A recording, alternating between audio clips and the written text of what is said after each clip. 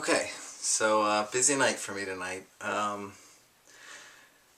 recorded two videos earlier, which I was excited about, but I jumped the gun. There were two issues that I was like, okay, we're gonna avoid those. Those are kind of hot button issues, and I want to.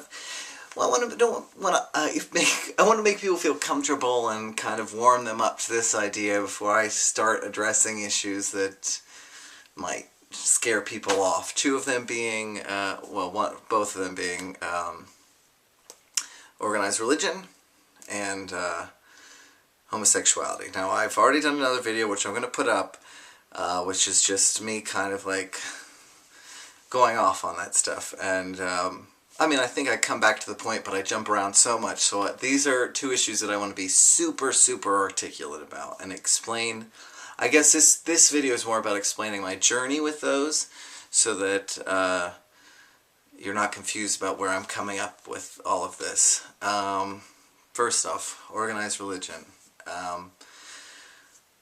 I was always have been very spiritual, very passionate person.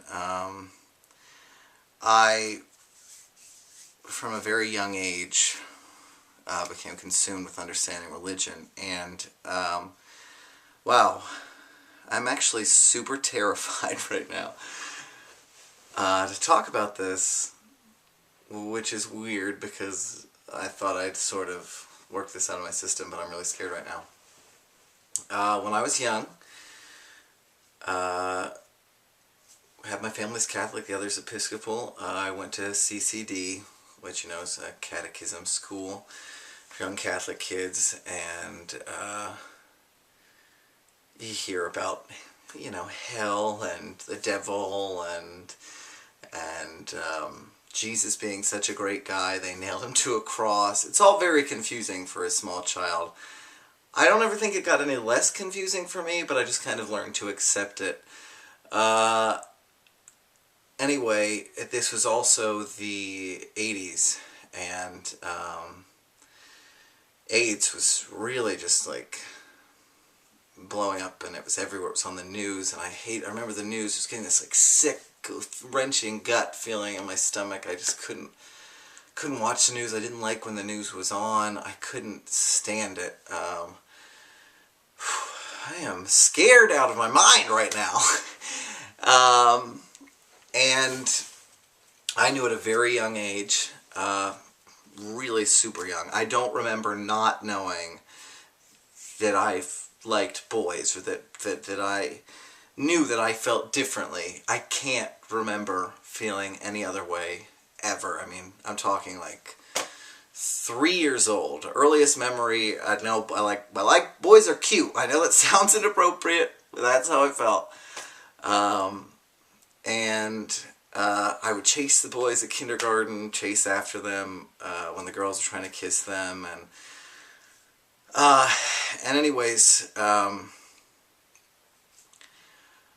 one night I remember the news was on and they were talking about HIV and the spread and AIDS and everywhere, and my dad and his friend Brad Alexander were sitting there. It was late, and in their defense, they were definitely intoxicated.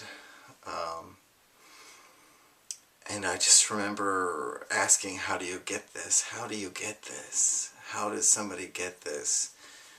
And I'm saying, oh, don't worry, it's for boys who like boys, and something about, God's disease to cure the world of homosexuality, or something that my father, just like anybody who's ever been an alcoholic or drunk, you say you can awful not thinking shit. So it's not about that. It's not about what he said. It's about how I received it, and that he wasn't the only person that said it, and that I took on this belief that I was dying of this thing called AIDS because I knew I loved boys.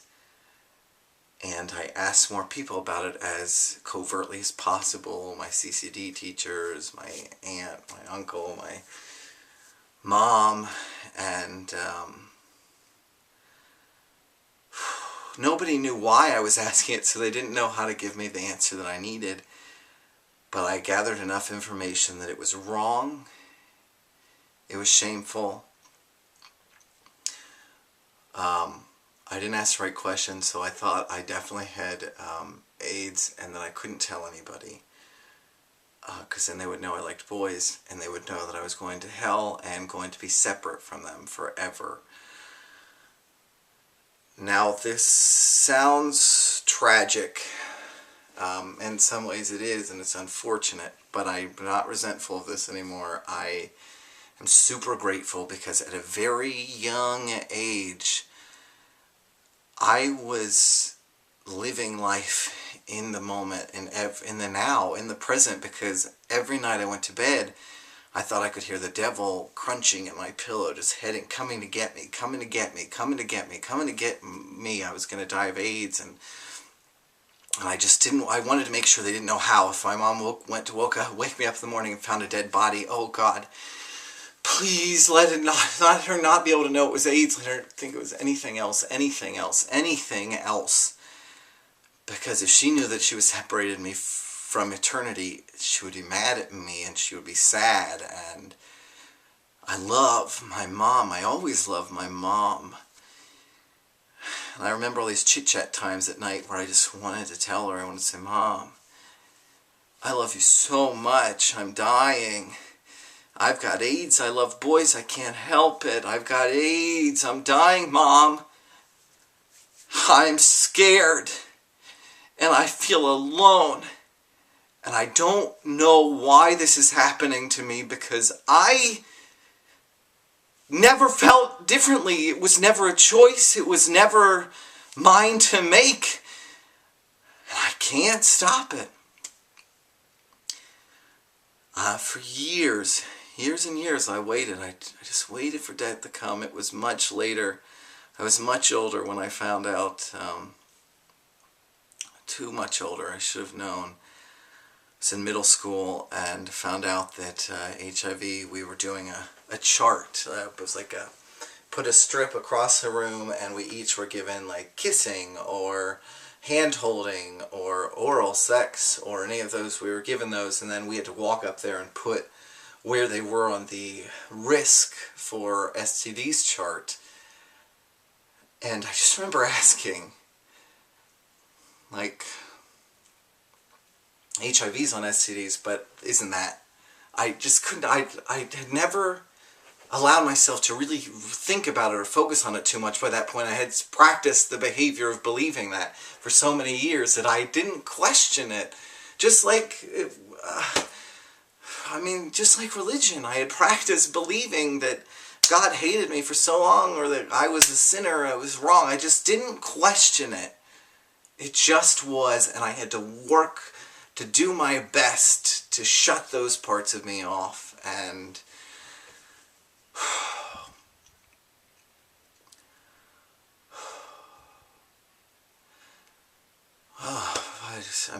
I've worked through this, but it was great. I remember going to the bathroom and crying. I was so happy, and my nose just pouring blood because I had sobbed so hard, and just catching it in my hands and just being so happy, just crying so hard, my hands filled with a pool of blood, and just smiling like this was just this crazy moment. And I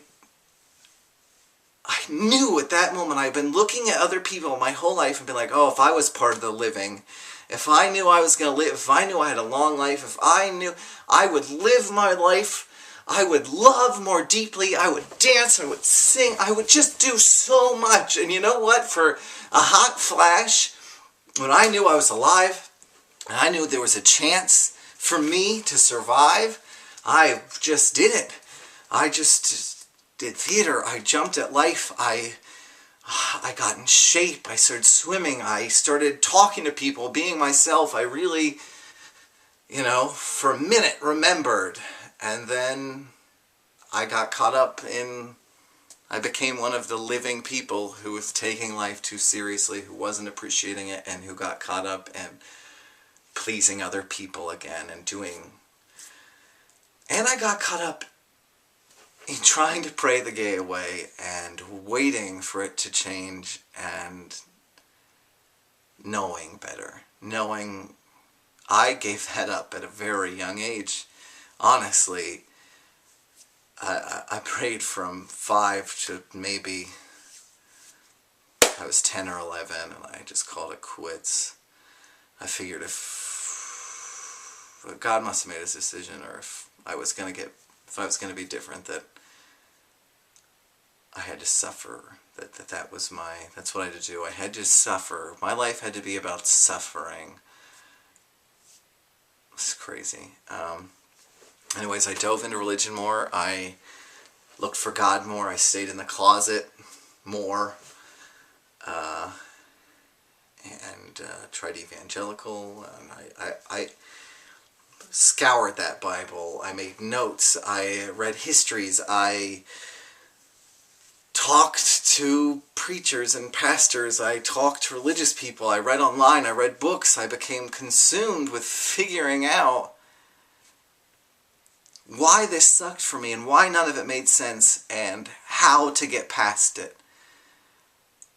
And that I had become so dependent upon religion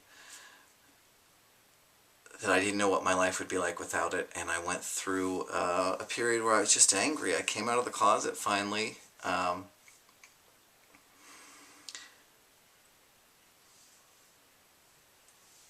Sort of, I guess. I came out of the closet. I told a few people, and I told my mother and my brothers and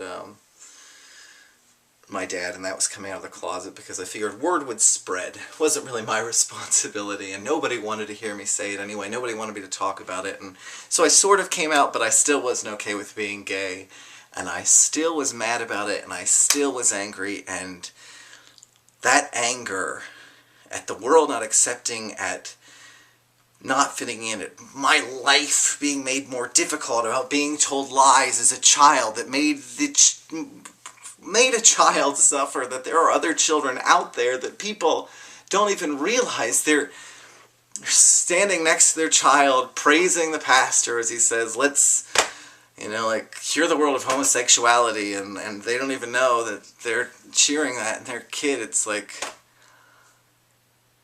it's unbelievable. Because mostly, I guarantee you most of the time, that child, if they knew it was gay, they'd get over it, because you can't, how can you not love your child? And how can you not see how beautiful they are? And if that's who they are, why would you ask them to be anything different? Don't you want them to come out of the world being them and always them? When other people pick on them or tell them they're not enough, don't you want to get in their face and say, how dare you? I know my child is perfect. I knew they were perfect from the moment they came out of my womb, the moment I held them on my arms, the moment I saw them walk or smile or dance or laugh. I never doubted my child's perfection for 1 second. I see God when I look at my child. I see perfection. I know that the last thing I want is for anybody to rob them of their specialness, ever. Well, why would you participate in that? I was mad.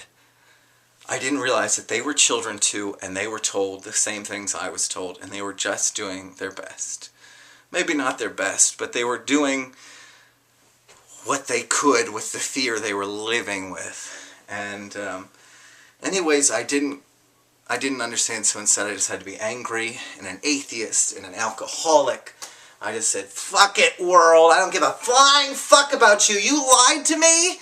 You hated at me. You still fucking hate at me. I can't do shit to make you happy because you need everything to fit in a little pretty box, and nobody can love unless they're loving the way that you love. Why can't you let other people have love? What are they doing? How is your life different now that somebody 2 houses over found love?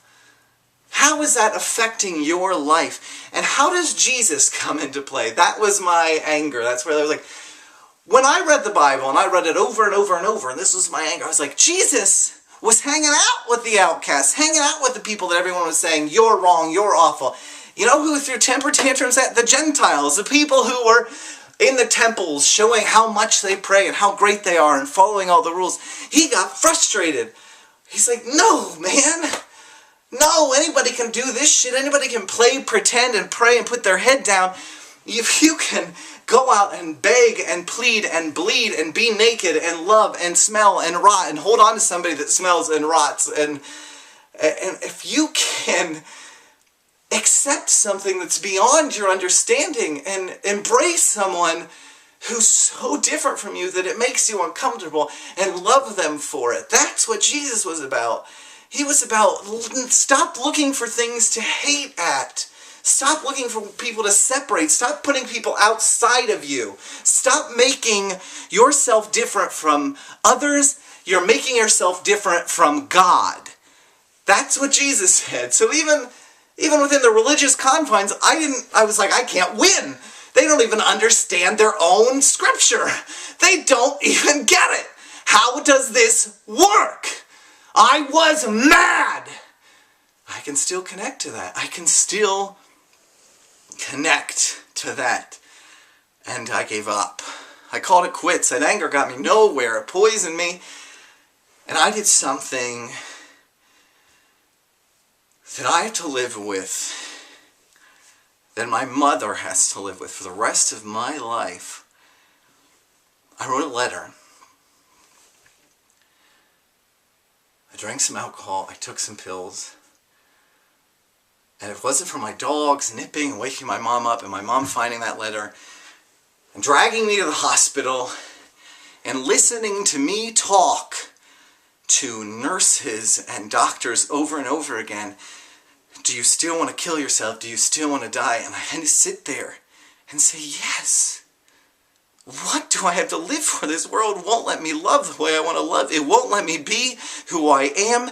And religion can't be beat because logic, compassion, the basis for what religion claims it is, seems to be totally irrelevant to those practicing it. How am I going to win? I quit.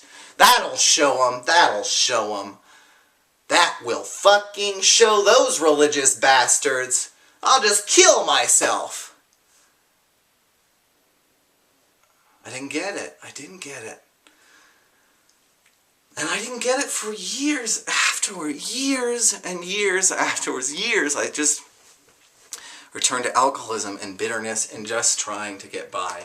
I would never do that to my mother again because I will never in my life. You ever consider that? Imagine your mother's face, because you will never forget it for the rest of your life. And I knew she loved me at that moment, and I thought, how dare me? And I was angry at me. And so I felt overwhelmed. I kept drinking. I kept drinking. I kept drinking. I kept drinking. I kept drinking. And then one day I met these phenomenal people. Every day I met these phenomenal people. I just kept meeting them. And they were so awesome and so special. And they loved me and accepted me even though I never stopped being crazy and I never stopped being drunk and I never stopped being unpredictable. And they took me in, and then I saw their amazingness and I saw that they didn't accept it. And I thought, well, if these people are as amazing and miraculous and special and talented as I know they are and they don't know it, then maybe it's possible. Maybe I'm just a little bit amazing, just a little bit spectacular myself. Maybe.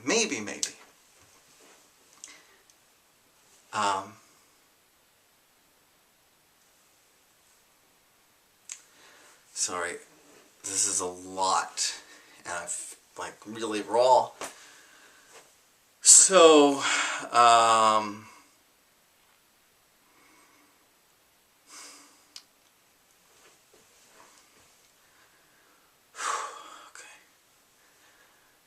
honesty. So it's still a journey, and I will try to fast forward. I discovered healing, and this, I'm just hitting all the controversial subjects, but if I'm going to be honest, if I'm going to tell you where it changed for me, where I got better, where I found healing, I found it on a journey with friends, involving a beautiful, magnificent, important medicine from a cactus. It's a hallucinogen. They've used it for thousands of years to treat a million different things in a million different cultures. They still use it in South America, Central America, Canada, Europe, to treat numerous things. And they've had way more success treating mental health problems and a number of things with this non-addictive, non-lethal, spectacular plant that has been around for thousands of years than they have with all the pills and chemical machinations that they have created to fix us. And I took this journey with these friends, and the fear left me and the anxiety left me. I was totally lucid. I didn't lose my mind. I didn't see anything. If you were in a room with me and hanging out with me, you wouldn't have known, except that I seemed comfortable and joyous and relaxed. And I looked at my life, and I saw how happy I was, and how beautiful my life was. And every part of it, all the things, the trauma, that childhood pain, that suffering, that anger, that religion, the people that opposed me, that all of it was perfect, and that I wouldn't be exactly who I was. I wouldn't be having this moment. I wouldn't be having that moment. I wouldn't be having any moment as me if any of that was different. And that in that moment, I loved myself so wholly and so completely that I still know that I must have done something right, and that all of that happened for a reason in my life, and that I wouldn't take away a second of it, not a minute, not a millisecond of it, because it made me more compassionate, it made me more sensitive, it made me more articulate, it made me more inquisitive, it made me richer, more alive, more willing to just hold people and hug them and to meet people and say, "You're fucking beautiful, and I love you, and you've only known me 10 minutes, and you probably think I'm crazy, but I mean it." And I loved, I was that person. I never stopped being sensitive, and I knew that my life was perfect, and that healing was promised, and that I was okay, and that being gay was beautiful and lucky and fortunate, and that I just had to hold on to that and just remember that, and that happiness is constant, and that everything else we're doing is just resisting happiness, that it's just playing pretend, and it's totally voluntary. And that was the beginning of another yet long journey where I was sober, and then I was drunk, and then I was sober, but I knew what I was doing. I had a clear awareness at times. When I was sober, I got it, man. For 18 months after that experience, I was sober, and the world was my oyster, and I was joyous and full of love, and I discovered amazing things, and became grateful and enthusiastic about helping anybody with any sort of struggle come out of the closet. That yes, homosexuality right now is an issue, and coming out of the closet is important and magnificent and awesome, and that being gay is not a curse, and that the world, don't look at the world. It can hate you all at once, it can love you all at once, it can do no matter what the world is doing, you can never look at the world to reflect the happiness that you want to feel. You have to be the happiness you want to feel. I got that. I could either be mad for the rest of my life and just keep finding articles and things about how these people are oppressing me, but I could also make the decision to just be happy and to not give a fuck. And then you know what? The only people getting worked up, the only people getting upset, the only people whose lives that phobia, that homophobia, that fear was poisoning was the lives of those people who were perpetrating it. That they were the miserable ones. It wasn't me after all. They can't make me miserable because they have no power over my happiness or my life. I have amazing friends. I've led an amazing life. I can see the world. I have an amazing family. I have tons of people I love. I have animals that are phenomenal. I have, and people not supporting my homosexuality could not keep me from any of that, unless I let it. But people not supporting love or homosexuality, that need to hang on to that anger, to push that away, that lives in them. That must be exhausting. I know how exhausting that can be, and that, God, it's dangerous. It's keeping them from their own happiness. They're holding themselves at bay. Not me, not us. Not us. No one can keep us from being happy. No one. No, we're called gay. We're called happy. That's what we are. We teach them how to be happy. They don't give us permission. We show them. We kiss, we dance, we wear funny outfits, we are over the top, we make jokes, we make people comfortable, we self-deprecate. We exist as different beings that found a way to be happy, so that those people who aren't innately different can just outwardly, they can hide it, can figure out a way that if we can do it, then they have to know it's possible for them. We're so lucky. Oh, so lucky. Just being an artist, being anybody that's innately different, you are so lucky. And anybody that isn't obviously different, that doesn't stand out, that can sit and point and hate at you all day long, is pointing and hating at themselves. Period. And it sucks for them. And all we can do is be happy and hope that they catch on. All we can do is accept whatever decisions they make and whoever they are. Just accept, that's who you want to be angry. Okay, but I love you, and when you want to be happy, I'll be here for you. I'm going to be celebrating my life. Well, you can hate at me celebrating my life. That's silly. And I think that if they knew that they're losing by being that angry all the time, that they're losing by making it their mission, that they're losing, that maybe they would do themselves and everyone a favor by letting it go. And figuring out what it is they're excited about celebrating instead of excited about punishing or mad about or confused or scared about. And that's where my relationship to homosexuality, organized religion, just anything that allows people to feel like they could be separate from happiness, they could be separate from being loved, that they could ever be wrong in such a way that it's unforgivable. Because we're all wrong a lot of the time. And we all need forgiveness constantly.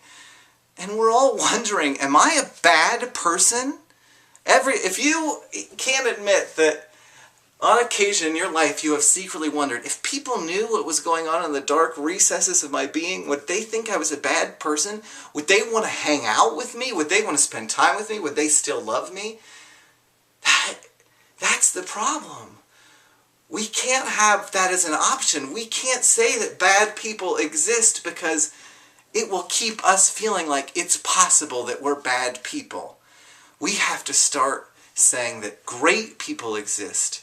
There's just a lot of different people, and that we need to figure out how to make those differences work and how to be accepting and how not to label them good or bad or right or wrong or popular or unpopular. That if we ever want to empower everyone to feel good about themselves, then we need to decide that we're all the same. We're equal. It's frustrating because, there was a time when I would look at religious, homophobic zealots, and I'd be like, I am not equal to them. I'm better than that. That shit is crazy and evil and wrong. Fuck no. No. I'm better than that. That didn't do me any good. I was pointing the fingers.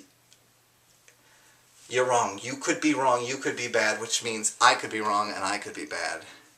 And I don't want to feel that way. So, I don't want anybody to feel that way. That's why I'm being so honest. I want everyone to come out of the closet.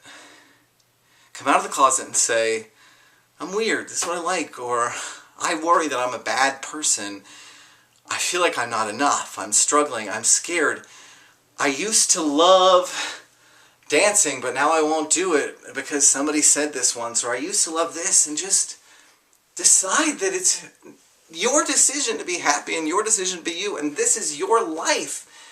And if you were dying tomorrow, I know that's cliche, would you care? Would these things that matter, that are weighing you down, that are giving you reasons for depression and to run to alcohol, or hurting yourself, or saying awful things about yourself, or mistreating people you love, that is any of it worth it? If you have one day to live, how are you going to live?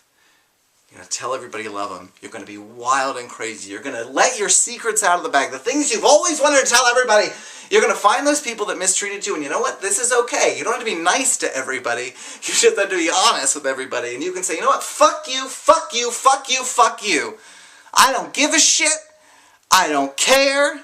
I am me, and I am awesome, and it's too bad I had to wait this long to let you know. And then you can go to other people and say, I love you, I love you, I love you, I love you. It's too bad it took me this long to let you know how much.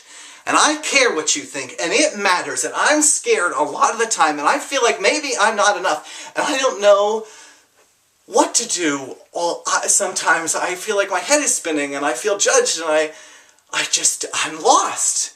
If we could just say to each other, I'm lost, and feel comfortable doing that without people giving us criticism or anything. And I have to learn from this myself, because I decided to be critical about art and about acting and about everything, and to the point where I handicapped myself. I knew what great art was so much that I wanted to prove that I could recognize the difference, so I just kept pointing out, look how wrong, look how that's not great, look how that's not great, look how that's all, to the point where I became so afraid of sucking, now that I've figured out all the things that are terrible. And no matter what, you're going to suck sometimes. You got to be willing to suck. I sucked a lot singing-wise, a lot for years before I made a single pretty sound. And I've done some really shit acting, some bad, awful, uncomfortable acting. Sometimes I'm great, sometimes I'm awful. But you don't have to be all great all the time, and it's okay to be all awful. It's fun sometimes to just let yourself, and that criticizing in any way is dangerous. Criticism is dangerous. Separation is dangerous. Hate is dangerous. Fear of people loving, fear of people being different. What is that? People are always going to be different. They've always been different. We obviously get that history is repeating itself, because we have the saying, history is constantly repeating itself, and yet somehow we never seem to catch on. So how about we do this?